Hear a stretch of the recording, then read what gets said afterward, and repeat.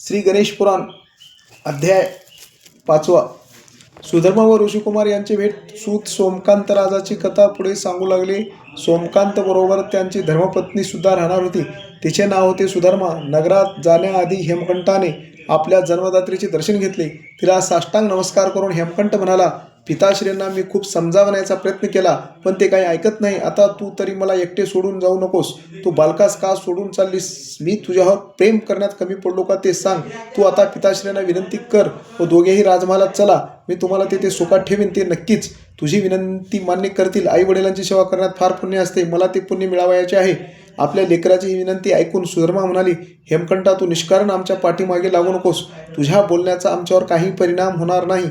मी पती परमेश्वरास सोडून तुझ्याबरोबर येणार नाही. तू त्यांना कितीही समजावले तरी ते पुन्हा येणार नाहीत. ते दृढनिश्चय आहेत. आता जन्मदात्रीची आज्ञा शिरोधार्थ मानून तू राज्यात परत जा व व्यवस्थित राज्यकारभार कर. मला तुला सोडून जाताना फार दुःख होत आहे, पण माझ्या प्राणापेक्षा माझे पती मला प्रिय आहेत. त्यामुळे मी त्यांच्याबरोबरच राहणार. माझा नाईलाज आहे. आपल्या जन्मदात्यांची आज्ञा मानून हेमकंठ पुन्हा आपल्या राज्यात आला. राजपुत्र पुन्हा राज्यात आल्याने सर्वत्र आनंदोत्सव सुरू झाला. सुवासिनी स्त्रियांनी नवीन राजास औक्षण केले.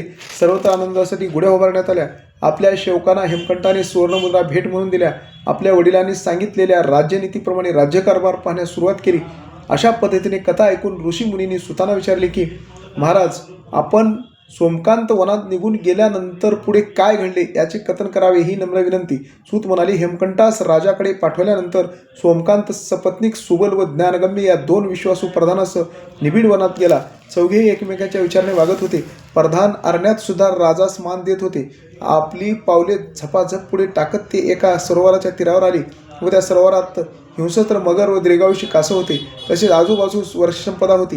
या वृक्षसंपदेत देवदार, तमाल, बकुल, पिंपळ, फणस, आंबा, जांभूळ, लिंबू वगैरेची झाडे होती.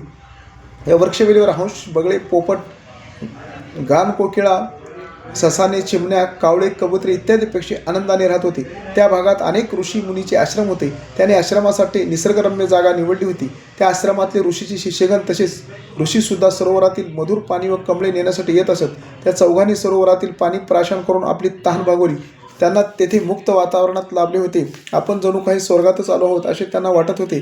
तेथे राजा राणीने स्नान केले. त्यानंतर सूर्यनारायणास मनोभावे वंदन करून गायत्री मंत्राचा जप केला. खूप चालून चालून सोमकांत राजांचे पाय दुखत होते. त्यामुळे त्यांची प्रियतम्मा त्यांचे पाय चेपीत बसली. त्यानंतर दोन्ही प्रधान पोटपूजेचा बंदोबस्त करण्यासाठी कंदमुळे व सुमधुर फळे आणण्यासाठी अरण्यात निघून गेले.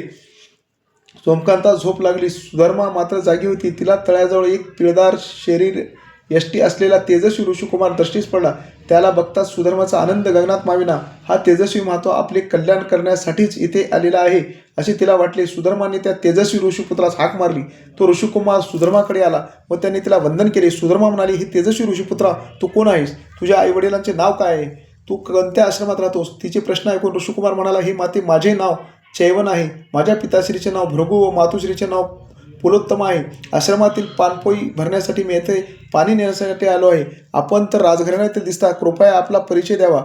या निर्जन्य अरण्यात तुम्ही का आलात? हा पुरुष दिसायला देखणा आहे, पण याच्या शरीरावर क्षेते कशामुळे पडले आहेत? यांच्या सर्वांगाला दुर्गंध येत असतानाही तू त्यांची मनोभावी सेवा करीत आहेस. त्या अर्थी हा तुझा पती परमेश्वर आहे, पण अशा पुरुषाबरोबर तू शुभविवाह कसा काय केलास? भटजींनी यास संमती कशी काय दिली? तू एवढी लावण्यवती असताना याला माळ कशी घातलीस? त्या चवनाचे अनेक प्रश्न ऐकून सुधर्मा म्हणाली, हा पुरुष म्हणजे सोमकांत राजा होय. मी त्यांची धर्मपत्नी सुधर्मा आहे. आम्हा दोघांस एक सुपुत्र आहे. त्यांचे नाव हेमकंठ. त्यांच्यावर सर्व राज्यकारभार सोपून आम्ही येथे अरण्यात आलो आहे. सोमकांत राजांच्या पूर्वकर्मामुळे त्याला कुष्ठरोग झाला आहे. हा रोग दुर्धर आहे.